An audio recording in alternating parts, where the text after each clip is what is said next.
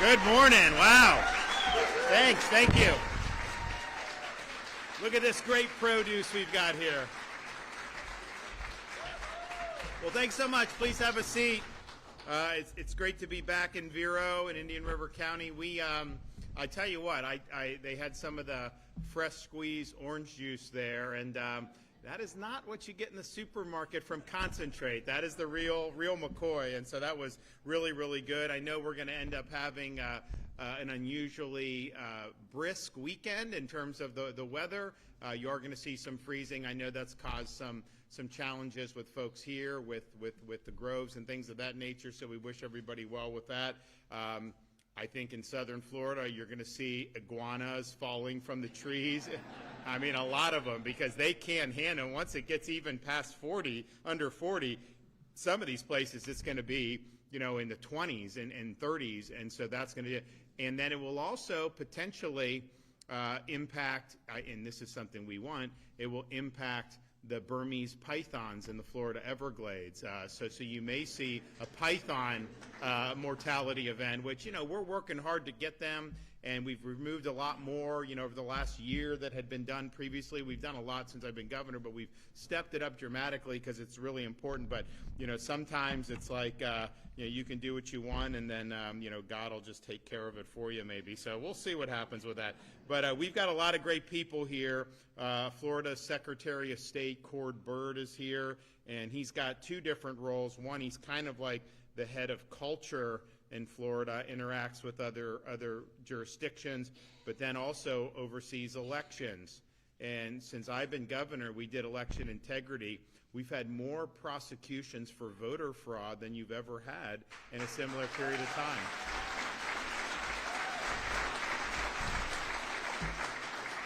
And it's not just voting for a candidate fraud. We have these constitutional amendments that these special interest groups will get petitions to qualify for ballot.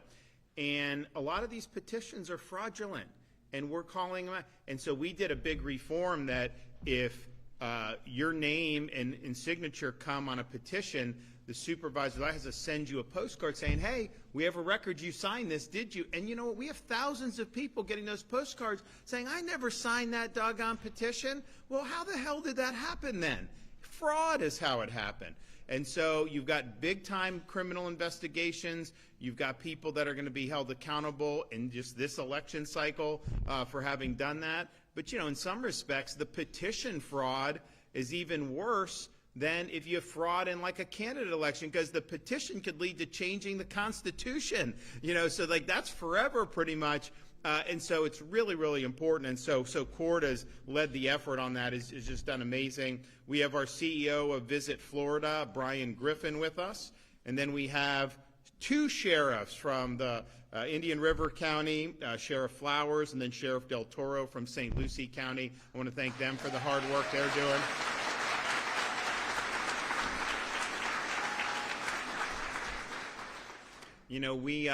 We're very proud to be a law and order state.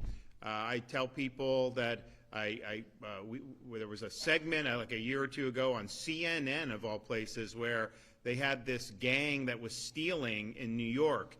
I think they were illegal aliens too, but they were stealing, and then they would get all this money from the theft. They'd sell however they would do it, and then they'd come and then they would spend it and live large in Florida as tourists. And then they'd go back to New York and they'd steal. And so the CNN person was like, well, why don't you just stay in Florida and steal there? And they say, because they put you in jail there when you steal. So.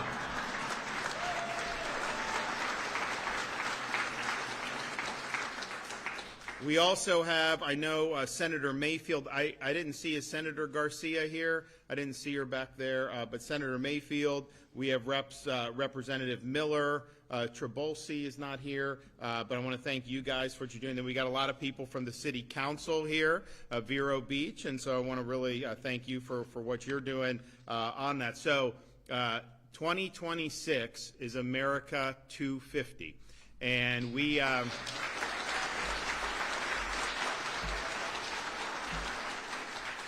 started last year on this, as this would be something that we were going to lean into as a state.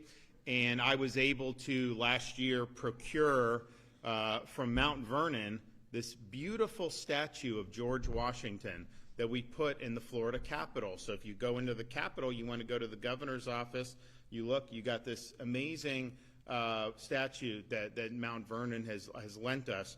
And we're saying we want to do other things to be able to celebrate, partially because it's the right thing to do, but partially, we need more education in the public about the founding principles of this country. We need more education for young people, even though we've done a lot on civics and all those other things. So we're doing a variety of different things. One of the things, we have counties in Florida that are named after various members of the founding generation, and so I'm getting statues to bring to those counties for their namesake. So I have Franklin now in Franklin County. We did a Thomas Jefferson in Jefferson County. I've got Hamilton on the way for Hamilton County, Madison, Monroe. Blue states are taking down these statutes, so I can get them for a discount on the market. I'll bring them in Florida, no problem. I will do that. And so we're going to be putting those up, which is going to be really, really good. And I did say when this guy was running for mayor of New York, he was very much opposed to the statue of Columbus that they have in Manhattan in Columbus Circle. And so I told all those retired NYPD, if he takes that down, bring it to Florida. I'll put it up in Florida. So we'll see. We could put it in St. Augustine. He didn't actually reach St. Augustine, but he led to be able to reach St. Augustine. So we may be able to do that as well. So we've done this, but we're also going to be doing things for people that have exemplified the kind of the spirit of 1776. So not just the founding generation, but others. So on, I think a week from today, we're going to be doing, we have a Ronald Reagan that we're bringing. We have others that we're bringing. So, it's good. And so we think it's important. Now, people will say, Florida was not one of the original 13 colonies.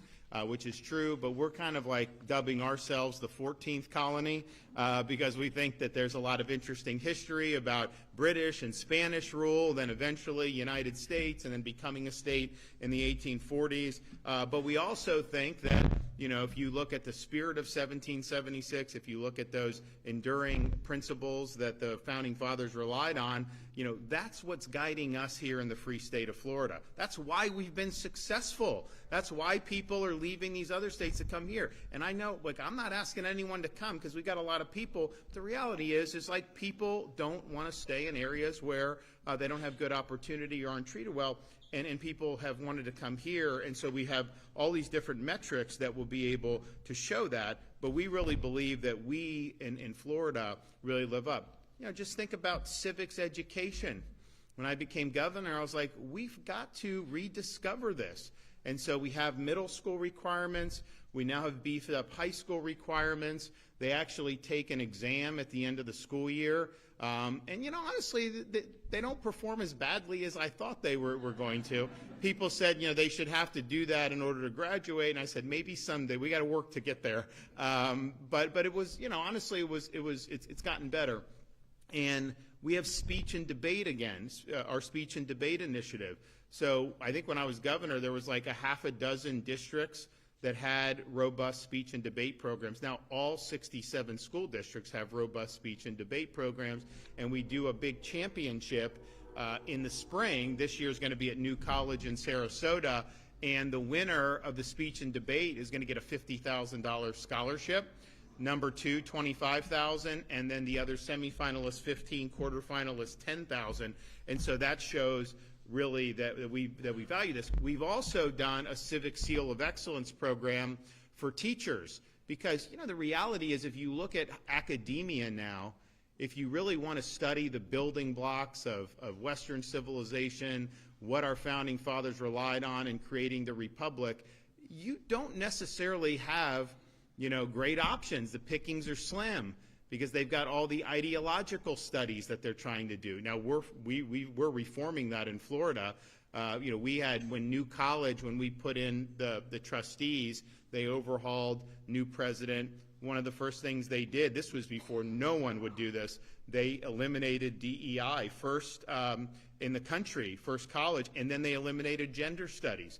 And they eliminated some of these things which are not, I mean, it's trying to do an agenda, not trying to focus on, you know, kind of those core timeless subjects that are important. So, so if you're a teacher and you go, you probably don't get exposure to what you really need to understand the kind of the building blocks, and it's not really your fault. It just, that's the way higher ed has gone. Now, not in Florida. We go to Hamilton Center, University of Florida. We've got options here, but that's relatively recent.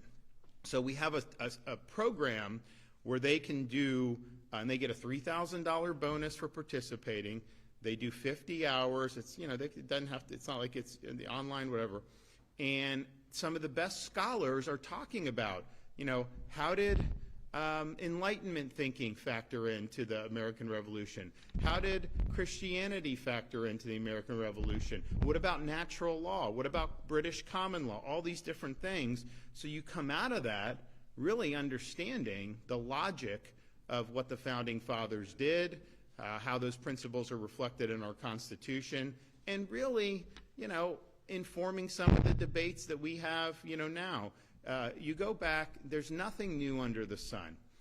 Yes, you see different technologies, different environment that we operate in, but in terms of the core understanding of where do our rights come from, what about human nature, proper role of God, none of that really changes. It's just you got to apply those principles to a new set of circumstances. Our Founding Fathers understood that very well.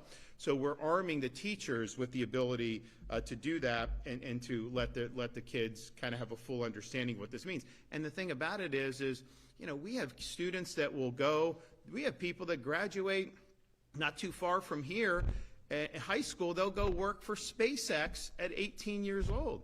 We've got people that go to community college and then they end up getting skills after 2 years and then they're doing well. We've got people that go to four-year college and then end up doing, we've got people that go to graduate, medical, all these different things. So there's all these different paths, but no matter what path you take, you are going to be called upon to exercise the duties of being an American citizen.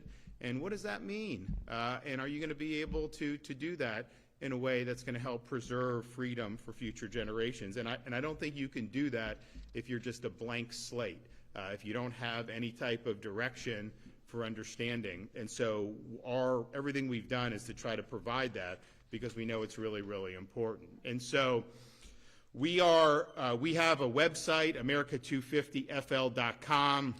That's our official hub for all the different things that are going along. You can see about the 14th colony that we're talking about. We have an exhibit on that, which is really, really cool. But we're also able to make some announcements here today. So first, I want to be able to announce so that, you know, they have President's Day. And it's federal. Florida does not recognize it, but it was really in the U.S. Code is Washington's birthday. It's not for every president. I mean, we don't need a day off to honor Millard Fillmore or James Buchanan. You just don't. Like, it is what it is. You know, sometimes you get good, sometimes you get stinkers, and that's happened throughout American history. So you don't need to do that. So it's really Washington's birthday, and not that there haven't been other great presidents, but, you know, Washington really is in a class by himself as the founder of this country. And, you know, we have separation of powers, checks and balances. I think we should have term limits for members of Congress, right? I mean, come on.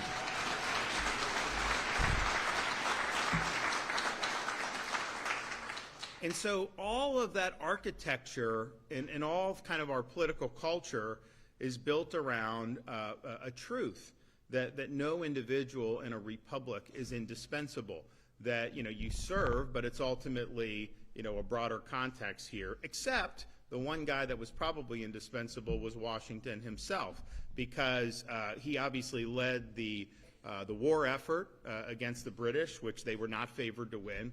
And when they were embarking on that, and they, you know, signed the Declaration of Independence, July 4th, 1776, or whenever they signed it, it was July 2nd, 4th, and then they kind of go. But, like, it was put out to the world on that date.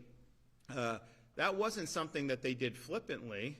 It wasn't something like now people just pop off on Instagram or something like that. Like when they signed their names, they were either going to succeed or they were all going to be put to death. That was basically the stakes. And so they understood that when they did it. So it was a really significant and monumental undertaking. And so he led through that, which was incredible enough. But then as the war was coming to an end and it was clear they were going to win, there was dissension in the ranks. You had a lot of military officers that weren't, because they weren't being paid really. I mean, you had Articles of Confederation, which wasn't working, and they were actually being treated very poorly. And so a bunch of these guys really wanted to have the military just take over, and that Washington would take over the country. That obviously would not have meant that we were a republic, and so they were kind of scheming to do this. And then it was in Newburgh, New York, and it's called the Newburgh Conspiracy. So Washington gets wind of this, and so he goes out and basically snuffs it out. He puts on glasses, which was kind of a big deal. And he said, "Forgive me, but I've not only grown gray, but blind in service to the country." And he started talking about the importance of a republic. And all these guys just wilted because they're like, this is the great man, and he's basically telling us we were wrong. There's no way we're going to be able to do that. But many others would have not done what Washington did. And then he also, after all that was done, victory's at hand, everything's done, he simply retired his commission, surrendered his sword, and then went back to Mount Vernon. He could have taken over at that time too if he really wanted to. And then he came to help with the Constitutional Convention and presided over that. And then, of course, when the Constitution was ratified, he was elected president for our first president, and then, of course, reelected for that. And so, you may not have been able to get this thing off the ground were it not for him. So I think he really deserves a lot of credit. And it's kind of weird because his name's on a lot of things in America, but people don't really think about what he meant. It's just kind of like Washington, D.C., this Washington State, this, that. But he's not quoted the way like Lincoln would be, or even more modern people. But I think the character and the virtue that he showed to this day is second to none.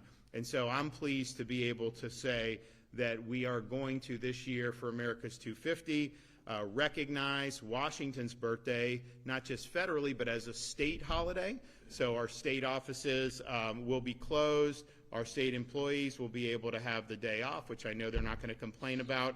And we're going to have a series of events that weekend that is going to help celebrate the birthday of George Washington. So first, we're partnering with NASCAR to sponsor the America 250 Florida Duel at Daytona. So it's going to be an exciting race at the start of Speed Week to celebrate Florida's rich history. The race will involve drivers competing for their starting position in the 68th running of the Daytona 500. And then this will complement the Fresh from Florida 250 that happens that Friday, February 13th, sponsored by Agriculture Commissioner Wilton Simpson. In addition, that period of time, that 12 to 16 of February, all fees are waived for admission to state-owned public lands, including our public parks, state parks, wildlife management areas, water management lands, and Department of State historic properties. So you can enjoy that free of charge. We want people to be out there to be able to get that done. Another thing we're doing, because we're saying Florida's the 14th colony, is we've got something called the Florida Historic Golf Trail. Now, they didn't play golf in the colonies at that time, and it was a while before they started to. But we've got all these very historic places, and we're going to offer them for their 14th hole a special 14th colony flag that they could put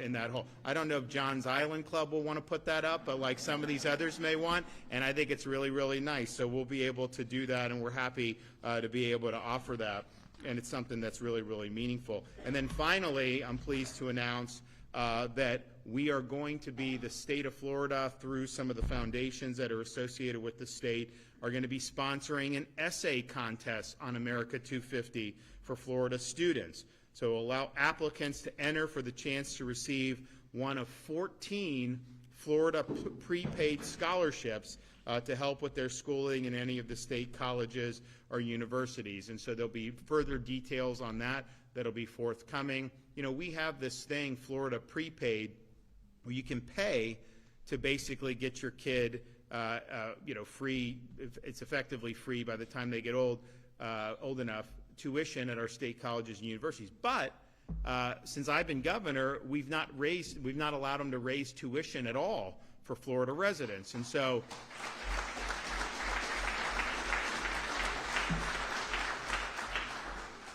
we have by far the lowest in-state tuition of any state in the United States for our state universities. It's about $6,300 for tuition. We actually have pretty low out-of-state tuition. I think that may be the lowest or close. Honestly, I don't mind charging them more. I just want to make sure our Floridas are doing that. And we also have possibilities for students to qualify for in-state based on their grandparents' residency. And we've been able to help people do that. And I know that's something that a lot of folks, throughout Florida. But it's interesting with this prepaid, because we've held the line on tuition, they've gotten to the point twice during my tenure as governor where they had to send a bunch of refunds to the prepaid families because they overpaid, because they were paying thinking that tuition would go up. And if tuition went up like it is everywhere else, it'd be way more. So they're getting these checks back, and they've refunded like billions of dollars to prepaid families. I mean, it's been really, really incredible what's happened. But those prepaid scholarships, that is for state universities or for state colleges. And so it's a really, really good deal. And I think that this is going to be a great time for students to be able to compete and really think long and hard about America 250. And the final thing I'll just say before we bring up some of our other speakers is, why does this matter?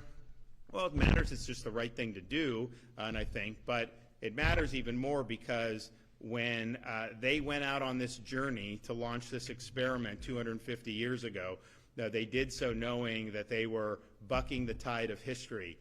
Republics that had been attempted had all failed. They were likely to fail. And so they said, we're going to determine once and for all, can people govern themselves or not? Can you have a society where your rights come from God, not the government, where you have rule of law, not the rule of men, all these different things? America was going to ultimately answer that question. And so, they set out a lot of ideals in the Declaration of Independence. They later provided a framework for those ideals when they created the U.S. Constitution. But, when Benjamin Franklin walked out of the Constitutional Convention, he was asked, did you give us a republic or a monarchy? And his answer was a republic if you can keep it. Because they understood you could have the best Constitution in the world, you could have the best Declaration of Independence in the world. These things don't run on autopilot.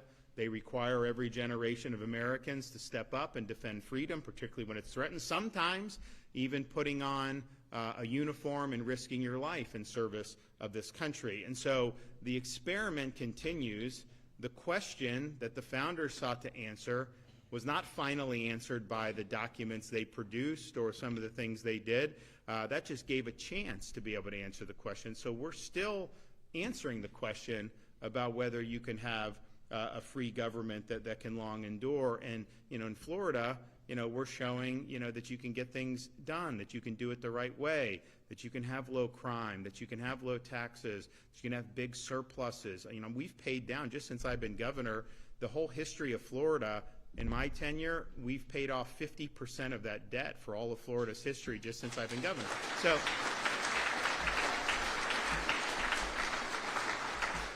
So you can do, universal school choice. You can do all these things. I mean, heck, we're doing Everglades restoration. All the things we're doing, environment, people said you couldn't do any of that. We're doing it. So we're showing it can be done, but I think the debate is still raging. You see different philosophies that have been at play throughout the country, and the ones that have not been good have all pursued a certain course that has not been good philosophically. And I think we really had that solid foundation that's rooted into what our founding fathers tried to establish 250 years ago. So I'm proud of that, and I'm proud Florida's leading the effort at the state level to celebrate America 250. Okay, Cord.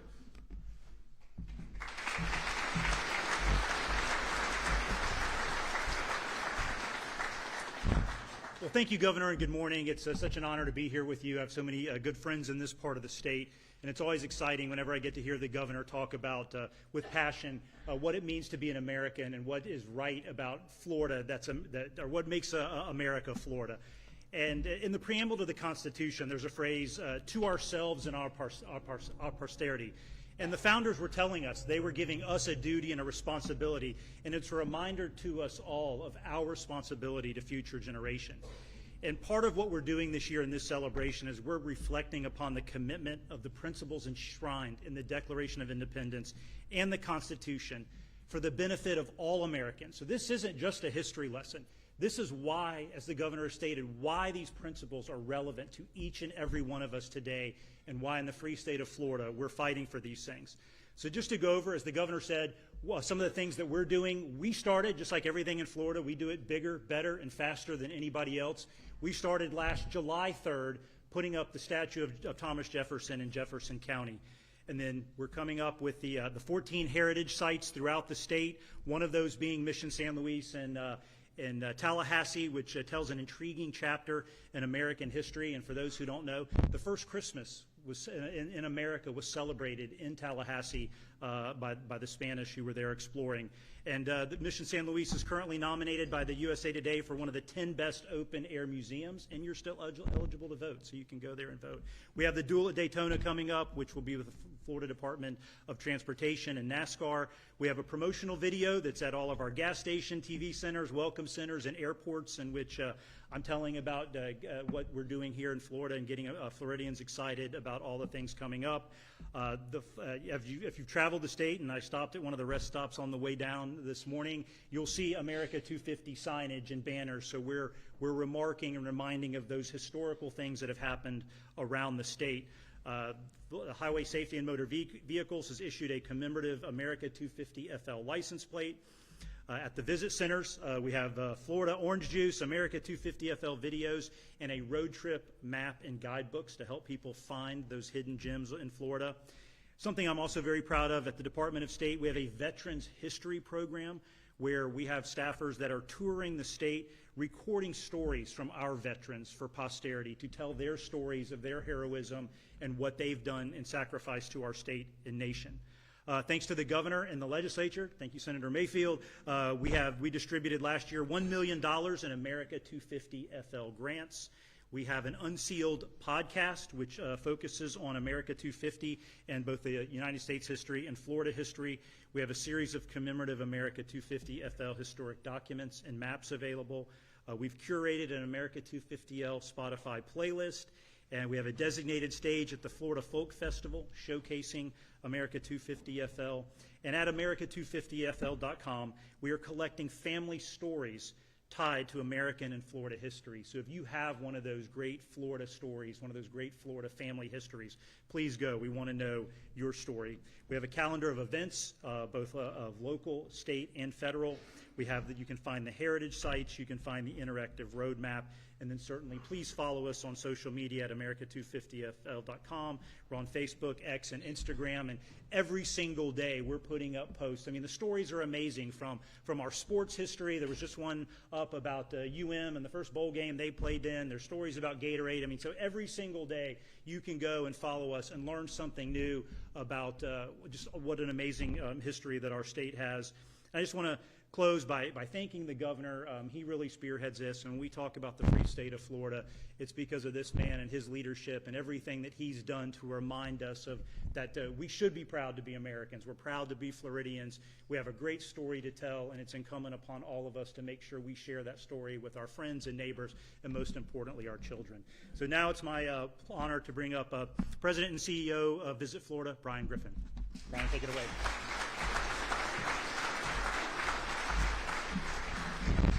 Good morning. Thank you, Governor. Thank you, Mr. Secretary. My name is Brian Griffin, and I'm the President and CEO of Visit Florida, Florida's tourism agency. And I'm really grateful to be here to join in celebration and recognition of 250 years of our great country. This is an exciting year for America, and it's an exciting year for Florida.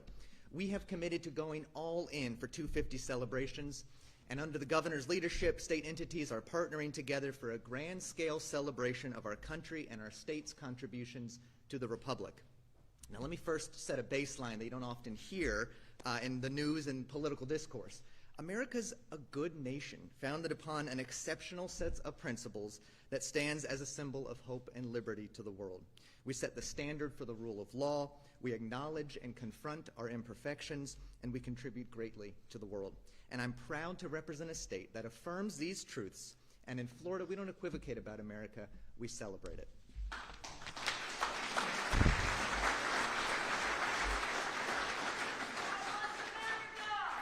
Exactly right. God bless America. That's what this year is all about. We're celebrating our country by highlighting our exceptional qualities and our storied history. And at the direction of Governor DeSantis, state entities are working together to make opportunities available for residents to experience American and Florida history, to enjoy our state's natural treasures, and to spend time with family and friends at exciting sports and recreational events throughout the year. And to that end, we invite visitors who are looking for the right place to celebrate America's 250 to come to Florida and celebrate with us. And what better way to kick off this year than with Florida's Birthday Bash weekend for George Washington. First in war, first in peace, first in the hearts of his countrymen, George Washington is a man to honor. He led our American troops bravely and then stewarded our nation wisely as our first president. But we celebrate more than his accomplishments. We celebrate the virtues that he held out through his conduct in office. Courage, loyalty, hard work, humility, and a reliance on God in difficult times. When he was setting the precedent as our first president, he picked a lot of his cabinet members based on merit, and his first appointments based on merit, setting the tradition for us to be a country of merit. He also, even in his farewell speech, was willing to acknowledge and even apologize for some of his personal faults, which speaks to his humility. He voluntarily relinquished his supreme power as Commander-in-Chief of the Continental Army on December 23, 1783, and later, after 8 years of service as our first president, he declined the third presidential term in 1797. These selfless actions set a critically important precedent for America's rule of law and people-led government. He turned down the opportunity to be a king and thereby bestowed upon every American a republic greater than any one man could ever build. He bestowed on us an exceptional nation. Washington's birthday weekend observance is Florida's way of saying this record is worth reflection and emulation. And to that end, Visit Florida is helping to populate America250.fl.com with resources and event details for visitors and residents to find an opportunity to share in this observance. For some, that might mean spending time in one of Florida's many incredible state parks, which are offering free admission from February 13 to 16. And to others, that might mean exploring Florida's history and historic sites. Visit Florida has been releasing historic photos and video shorts on our social media, and we are working to soon release a docu-series on Florida history. That'll all be available on our website, and follow us on our social media. We have available on our website and in our state welcome centers a historic driving tour map of Florida produced by the Florida Department of Transportation. Historic sites abound in our state, and we are happy to point residents and visitors towards them. Additionally, Visit Florida is encouraging and offering local entities, counties, cities, and attractions an opportunity to partner with us to make known their America 250 activities and historic sites through our America 250 co-op marketing campaign. We're also proud to be working with the Governor's Office and the Florida Department of State to unveil those statues that the Governor's talked about, the founding fathers in the namesakes of the Florida counties for which they're named after. And so far, of course, you can see our statue of George Washington in the Florida Capitol, statue of our third president and the author of the Declaration of Independence, Thomas Jefferson in Jefferson County, and Benjamin Franklin in Franklin County. Like the governor said, while other places in the U.S. have torn statues down, Florida's put them up, and we are proud of that, and there's more to come.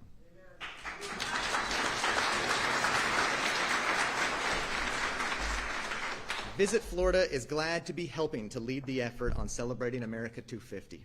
Between this, the World Cup, and our year-round unbeatable vacation destinations, we've got quite the year ahead, and of course many reasons to take a trip to Florida. And tourism is strong in our state. In fact, we're the #1 domestic destination for tourism among all 50 states, and Visit Florida works diligently to protect that market share. The tourism industry exists to serve you, our residents, and in just a year's time, tourism in the state of Florida generates $134 billion in economic activity and saves each of Florida's 9.1 million households nearly $2,000 in taxes. The tourism industry supports 1 in every 8 private sector jobs in the state of Florida. Florida is blessed by strong tourism, and our industry is blessed to be living and working in Florida. Our efforts to support America 250 are just another way that we are glad and proud to support our state. So come explore our state's rich history, reflect on our founding fathers and monuments across the state, enjoy our statewide Washington Birthday Weekend celebration, and travel our state all year long to capture the spirit of '76. Stop into a Florida Welcome Center for more information, or visit America250fl.com and choose Florida as your America 250 hub. Thank you very much.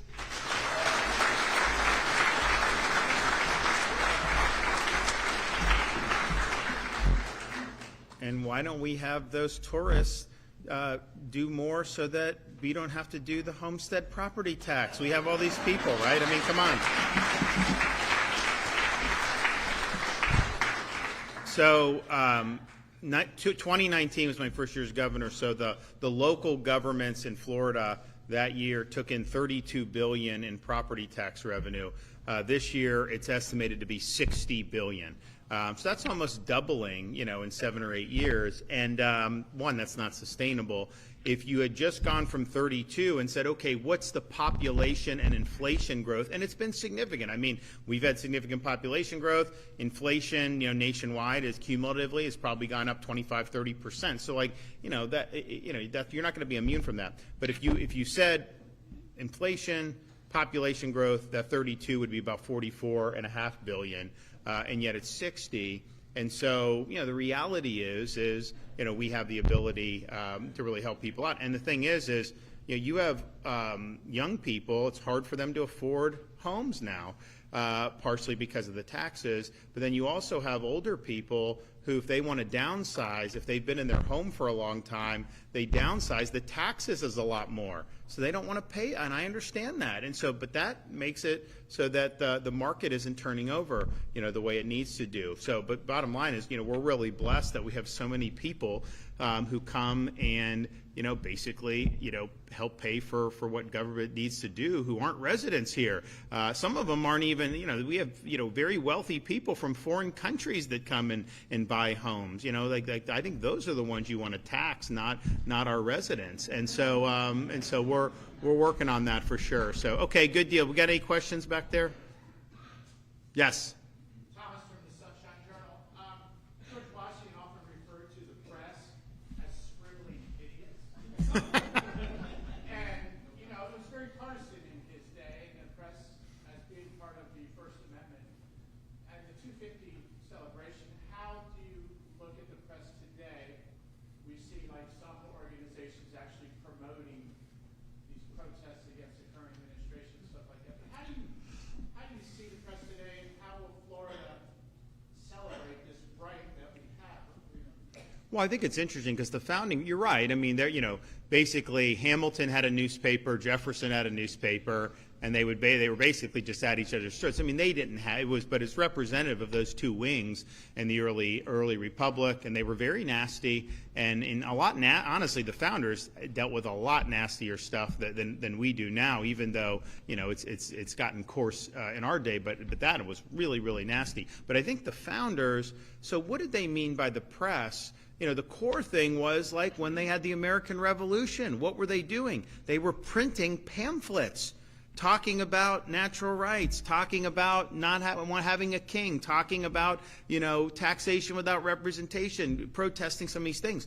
And so they would go, they'd print, and then they'd disseminate. And that was like the core way that they could communicate with a lot of different people. And so the core of that was always just regular citizens being able to speak and being able to carry their message out to educate and influence their fellow citizens. I think somehow that's kind of evolved where there are certain people that think that if you're press and you work for the New York Times, so you have special rights over the rest of the public. That's not what the founding fathers said. Your right to print something out and disseminate it is every bit as robust as whatever right a New York Times reporter would have to write and do it. And so I think that there's kind of been this view amongst established corporate media outlets that somehow they are special and that basically, you know, they should be able to treat it one way and then the rest of the public should be treated the other. That really isn't the Founding Fathers' view. I mean, I think they thought it should be robust across the board, but I think you've seen the evolution into more activism. So instead of trying to, you know, report, it's really trying to create news, you know, through fake narratives, through anonymous sources. You know, if they want something to be true, but they don't have the facts, they'll just say anonymous sources are telling them that. You know, a lot of times these are just made up, right? I mean, it is. Like, there's a lot of lies that are put out there. But the founders at the core was they're going to go print pamphlets and they're going to give it. So I think what would the equivalent be, you know, in this day and age? I mean, probably would be a lot of what you see on social media. Now, I know there's a lot of bad stuff on social media for sure, but I think it's like, how could a citizen get out the information that they wanted to, particularly if they're trying to effectuate some change, and that was really, you know, the way that it's gone. You know, an interesting thing that we're seeing now, you know, you have Minnesota and what they're trying to do. Fast forward a year ago, January of 2025. You know, a lot of people don't remember. You know, I called a special session of the legislature for immigration enforcement. And we did a bunch of different things that were good, but the core thing that I wanted to see in legislation, which we got, was all state and local must cooperate with DHS for immigration enforcement. It doesn't mean that a police department, yeah.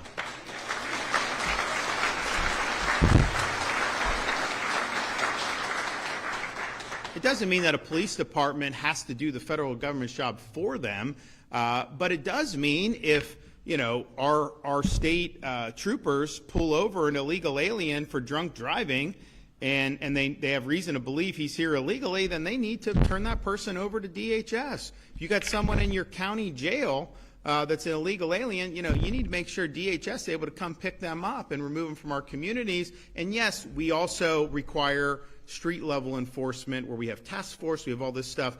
So, but I insisted on that. And, you know, at the time, you know, we actually had opposition, this, that, all the things. But, like, why did I do that? Because I knew, even in a red state like Florida, you get mayors, you get different types of, now most of our sheriffs want to be a part of it, but not all, some police chiefs, whatever, that, you know, that they would be doing what the mayor of Minneapolis or the governor of Minnesota or somebody to try to not just not cooperate, like they won't even turn over criminal aliens that are incarcerated to DHS for removal. They won't even do that, but they're doing more. They're whipping up active sabotaging of this federal mission. And I saw that would be a possibility, and so why what we did is what we did. So now, you know, you could have some mayor in wherever, I'm gonna stop ICE, all this stuff. Okay, you know what? You're gone. You're out of your position, and you get removed. It's just that simple.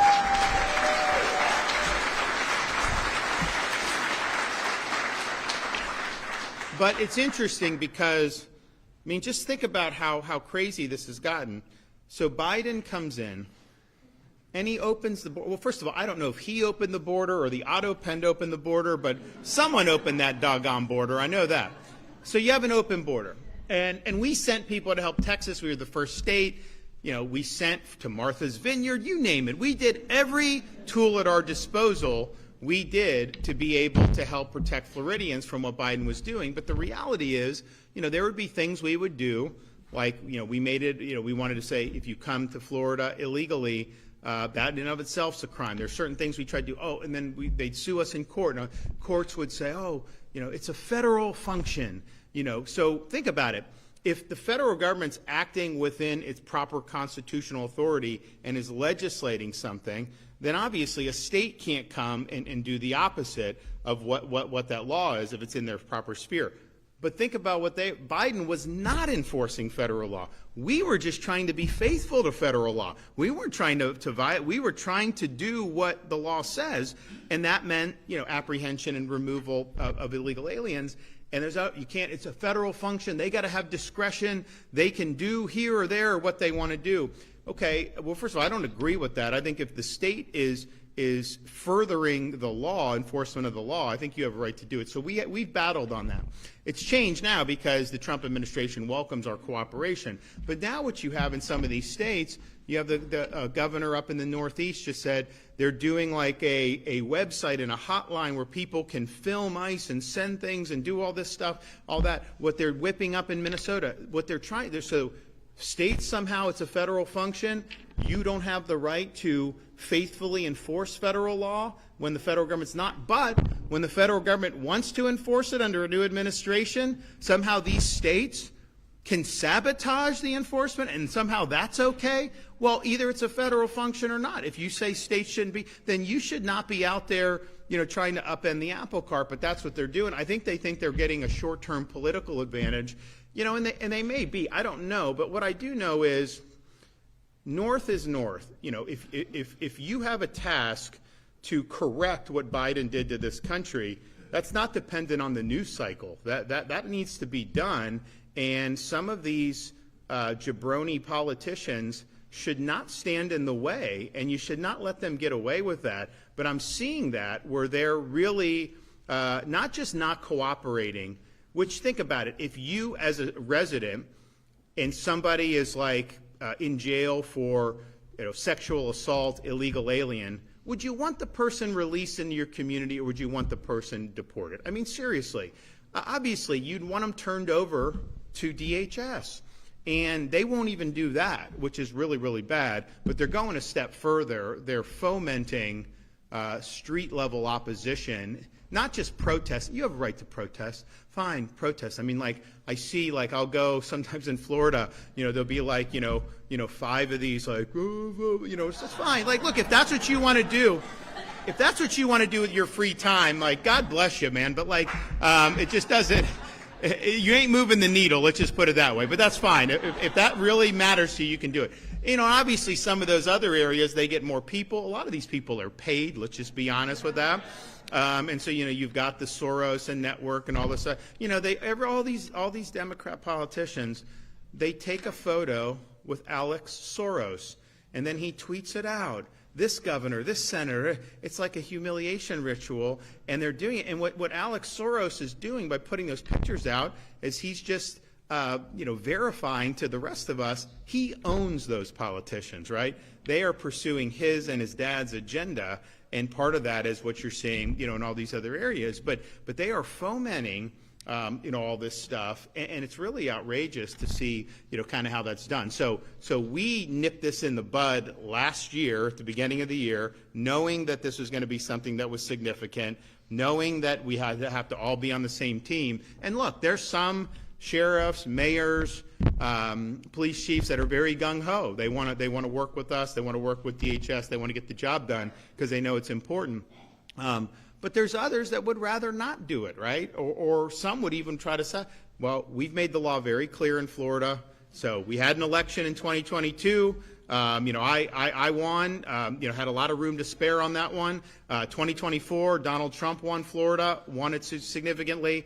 And so we're bringing forward policies to help effectuate that agenda. And I just think that that's something that's really, really important. So Florida led the way on that way before anyone else was talking about any of this stuff. And that's part of the reason we've been so successful. So, well, good deal. So please keep dibs on what we're doing on America 250. I've got Reagan, I've got Calvin Coolidge statue, I've got all this stuff coming. It's going to be really fun over the next 6 months. So thanks, everybody.